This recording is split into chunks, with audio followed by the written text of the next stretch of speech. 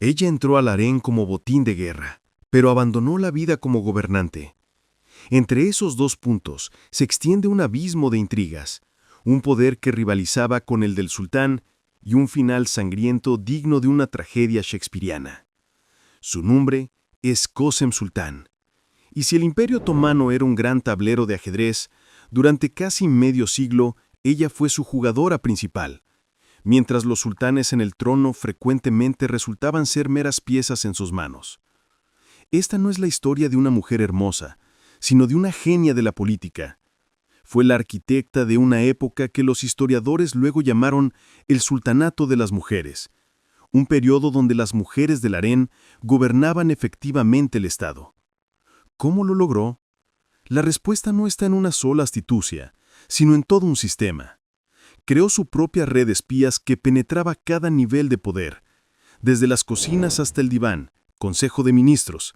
Establecía y rompía alianzas con genízaros, grandes visires y embajadores extranjeros con una destreza que habría envidiado cualquier estratega de su tiempo. Su legendaria reputación como la mujer más peligrosa no nacía de la crueldad por la crueldad misma, sino de una necesidad pragmática y despiadada. En un mundo donde los hijos eran estrangulados con cordones de seda por el poder y los hermanos encerrados en jaulas, la suavidad era sinónimo de suicidio. Qasem gobernó durante una era de guerras fratricidas por el trono y su principal objetivo era preservar la vida de sus hijos y nietos, incluso si para ello tenía que eliminar a otros del camino. Pero toda historia de poder absoluto tiene su ciclo. Su punto culminante fue un duelo grandioso con otra mujer despiadada, su propia nuera, Turhan Sultán. Esta guerra en el harén, esta batalla entre dos mujeres por el derecho a gobernar al siguiente joven sultán, no terminó con un compromiso político, sino con un estrangulamiento. Qasem, la mujer que había sobrevivido a 4 sultanes y sostenido los hilos del imperio, fue brutalmente asesinada por orden de quien anhelaba ocupar su lugar. Recorreremos el laberinto de su vida, donde cada giro esconde una conspiración y cada sonrisa una amenaza velada. Analizaremos sus jugadas políticas más brillantes y sus errores fatales. Esta es la historia de cómo una esclava desafió al sistema mismo y durante medio siglo se convirtió en su cerebro, su corazón y su cuestionable conciencia. Bienvenidos tras bambalinas de la jaula dorada. Prepárense para escuchar una historia donde lo que estaba en juego no era el amor, sino el imperio más grande del mundo. Su historia no comenzó en los aposentos dorados de Topkapi, sino en algún lugar de los polvorientos caminos de los Balcanes. Una niña. Decían que su nombre era Anastasia y que su padre era un sacerdote o un comerciante. Los detalles se pierden en la niebla del tiempo, transformándose de un hecho en un símbolo.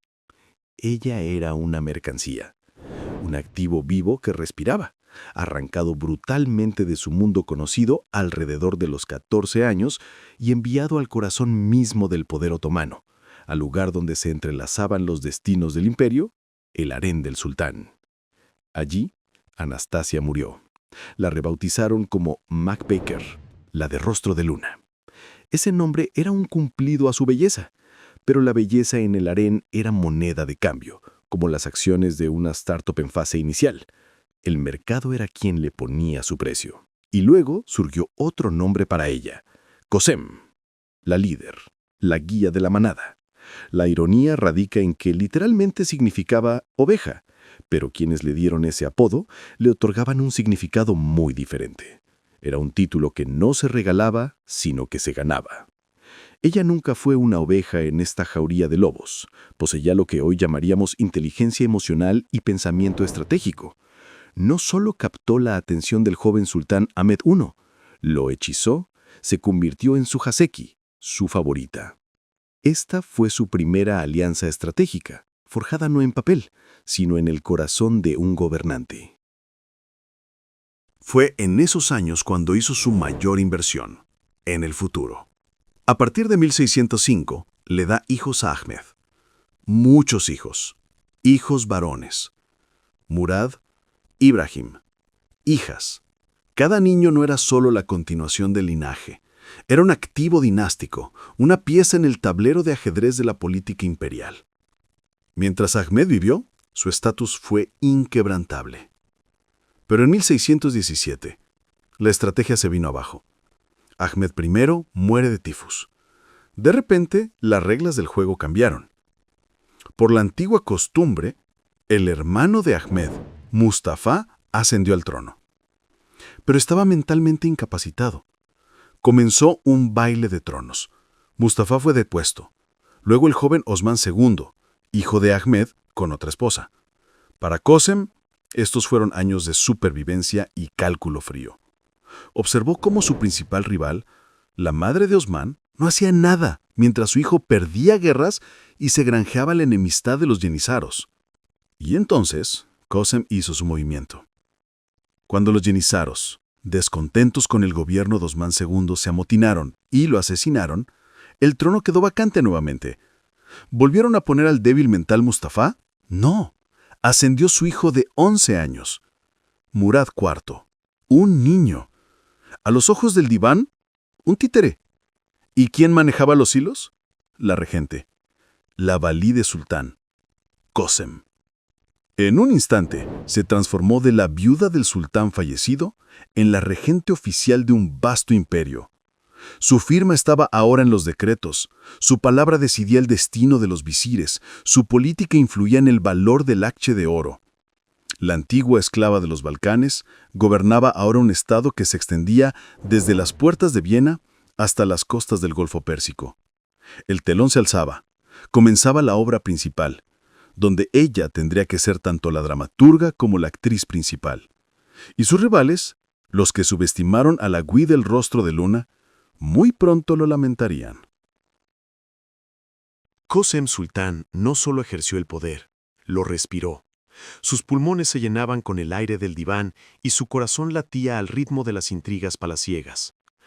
Cuando su hijo, el sultán Murad IV, ascendió al trono siendo aún un niño, el harén exhaló un suspiro de alivio. Había comenzado una era de gobierno femenino.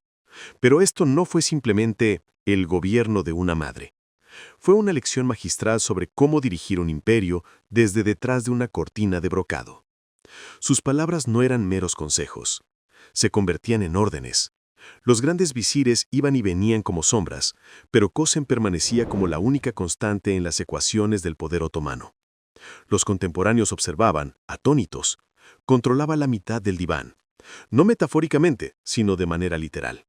Sus partidarios formaban una facción tan influyente que sin su aprobación tácita no se decidía ningún asunto de Estado, desde declarar una guerra hasta nombrar a un gobernador provincial.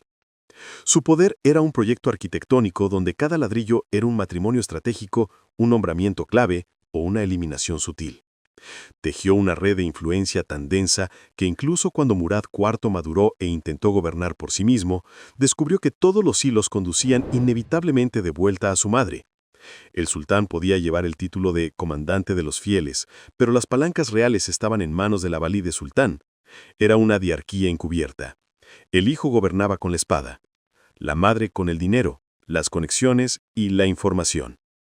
Su segundo acto, la regencia durante el mandato de su nieto Mehmed IV, fue un testimonio de su inmortalidad política.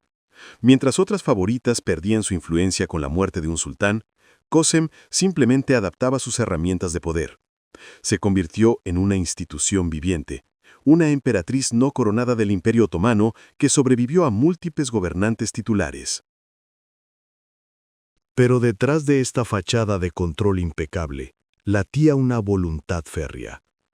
La llamaban la protectora de la dinastía, y no era un mero título honorífico.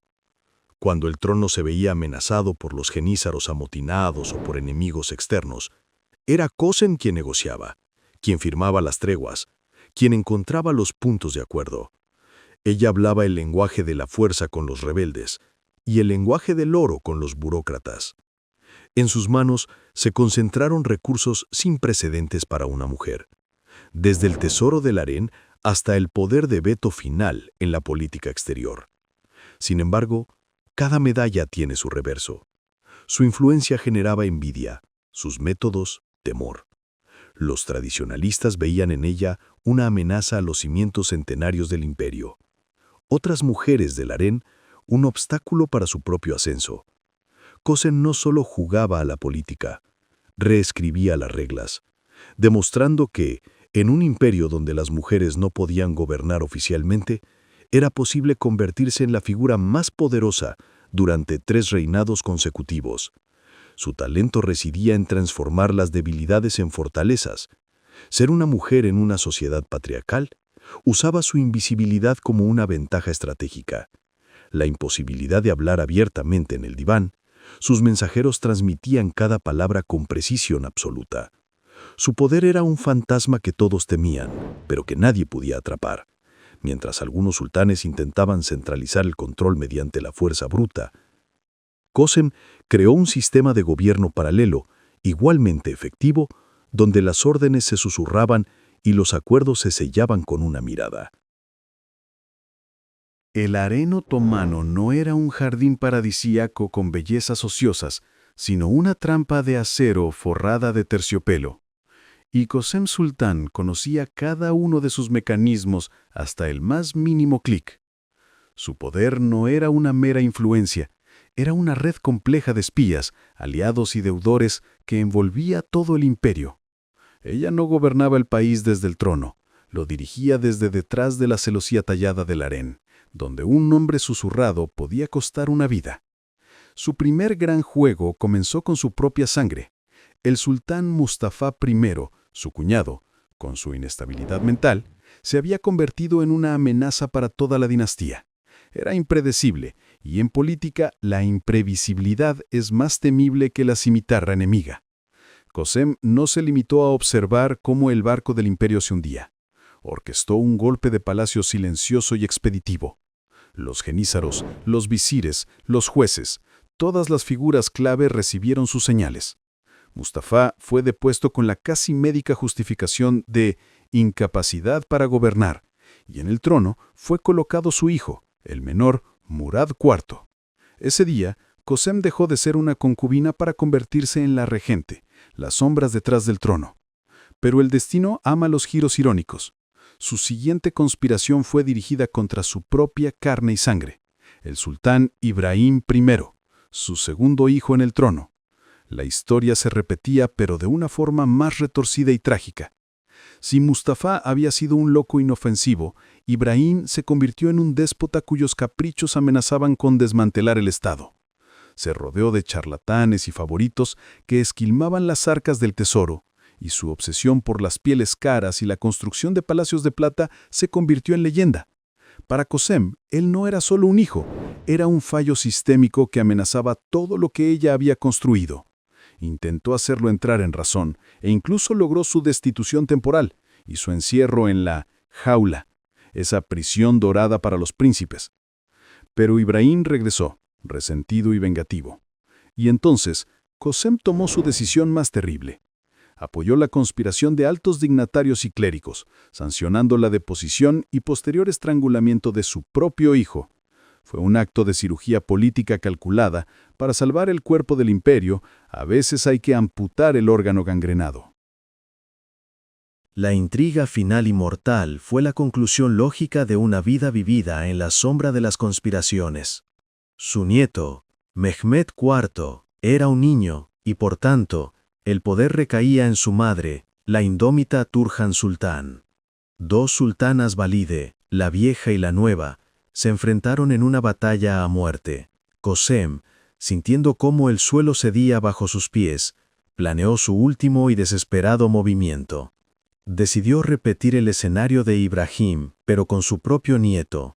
Su plan era frío y despiadado: derrocar a Mehmed IV y colocar en el trono a su hermano menor, el príncipe Suleimán, considerado más blando, más manejable. Era la operación clásica de cambio de marioneta. Pero Turhan resultó ser su alumna más aventajada. La red de espías de Kösem, que durante años había funcionado a la perfección, falló en el momento crucial. Turhan tenía sus propios oídos y ojos, y, lo que era más importante, el apoyo del eunuco negro jefe y de parte de la cúpula genízara. La conspiración fue descubierta justo cuando la soga estaba a punto de cerrarse.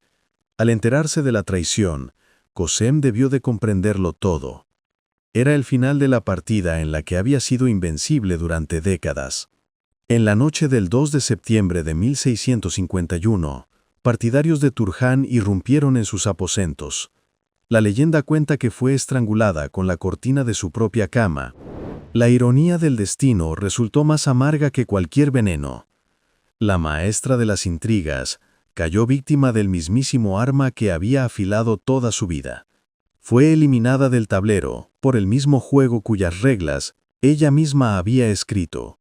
Para Cosem, la familia no era un refugio apacible, era su principal activo estratégico, su escudo vivo y al mismo tiempo el campo de su batalla más despiadada.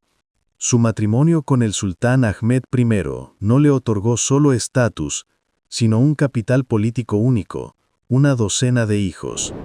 Cada príncipe, Shehrazade y cada sultana no eran meros vástagos, sino peones, reinas y fortalezas enteras en el tablero de ajedrez del poder otomano.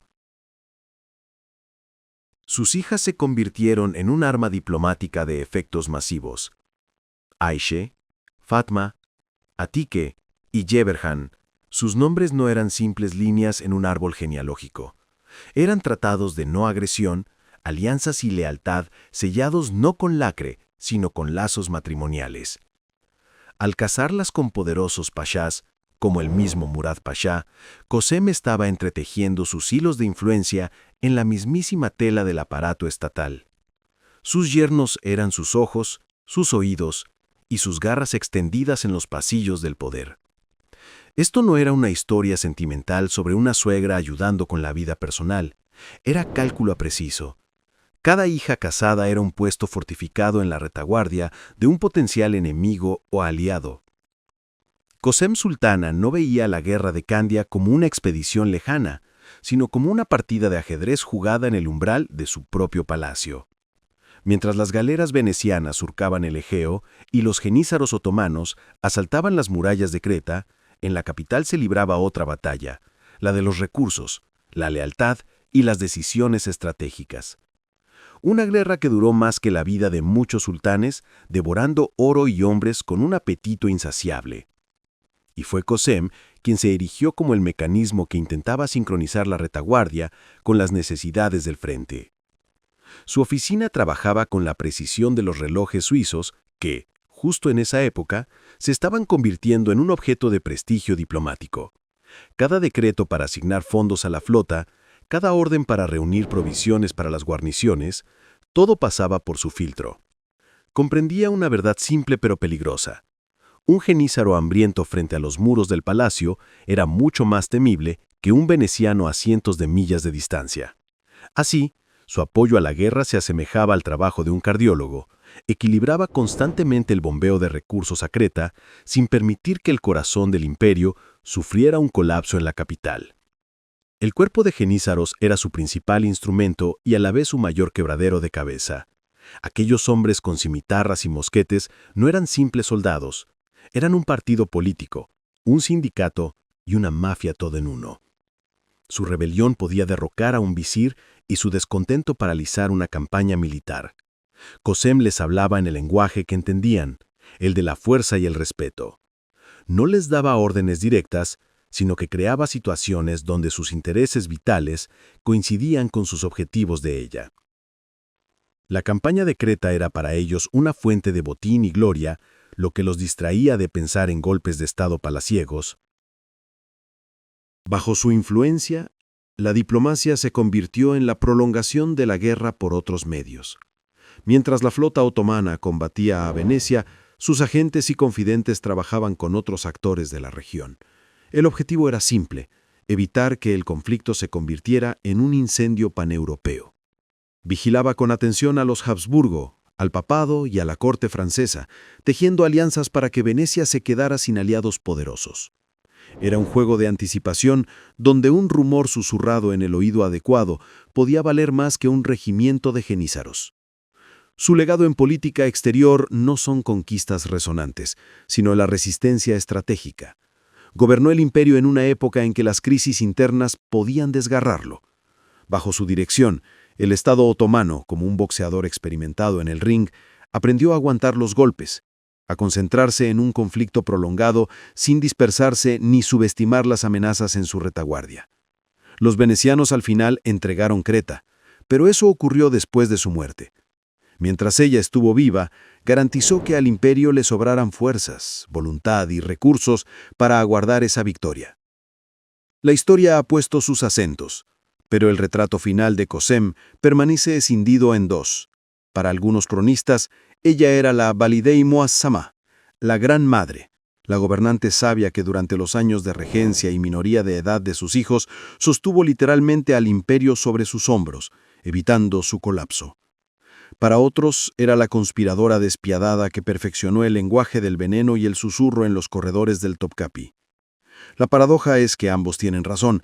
No es una contradicción, sino las dos caras de una misma moneda, acuñada en una época en la que una mujer, para sobrevivir y gobernar, tenía que ser a la vez leona y serpiente. Su legado no son solo las intrigas políticas. Está tallado en piedra. Camina por Estambul y verá su huella. La majestuosa mezquita de los azulejos que ella completó, las fuentes, los carabazares. Esta caridad no era un simple gesto piadoso, sino una estrategia. Cada fuente que daba agua, cada madrasa que impartía conocimiento, era un ladrillo en el monumento a su legitimidad y al cariño del pueblo.